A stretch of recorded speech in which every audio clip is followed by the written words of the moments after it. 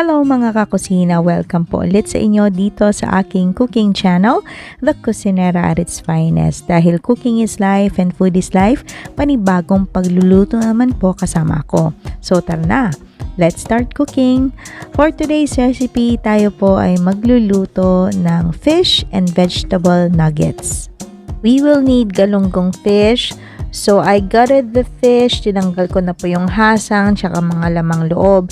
And then, I'm removing the heads kasi hindi naman po natin kailangan yan. Ang kailangan lang po natin yung ating fish meat. In a pan, magpapakulo lang po tayo ng tubig with salts. And then, we are going to boil the fish until it is cooked.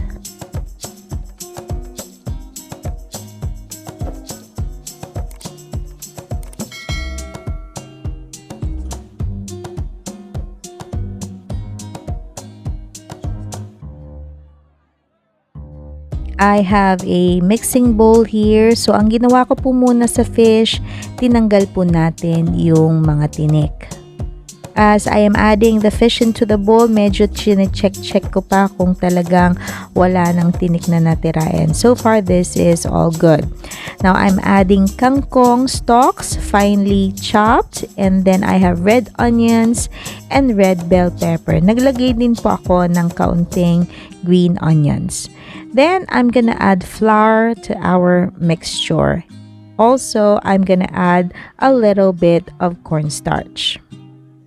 Next, I'm gonna add 2 whole large eggs to act as our binder for our mixture. And as I do this, bahagya ko na po siyang hinahalo.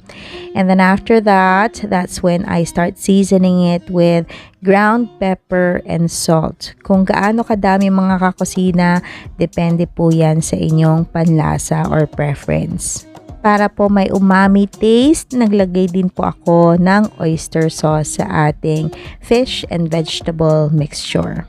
Hahaluin po natin ito ng maigi, and then we're gonna keep it in the fridge for about 1 to 2 hours. After keeping it in the fridge for 1 to 2 hours, we can then start frying. Shallow frying lang mga kakusina, and the size of the nuggets depende yan sa inyo. If you want fish and vegetable patties, di gawin yung kasing laki ng burger.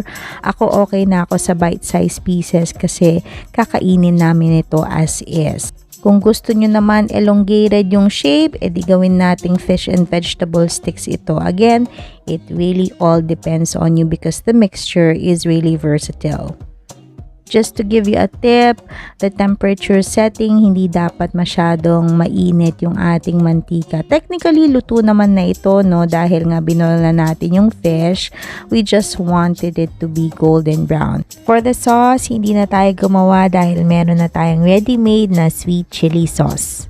There you have it mga kakusina, isa na namang kusinera recipe ang nailuto natin at na-share natin for today's video. Now if you do like this video, give it a thumbs up, share this video to your family and friends, and kung hindi ka pa nagsusubscribe sa channel ko, mag-subscribe ka na para naabangan mo yung mga upcoming videos ko and recipes. Thanks again for watching mga kakusina. See you again on the next video. Bye now!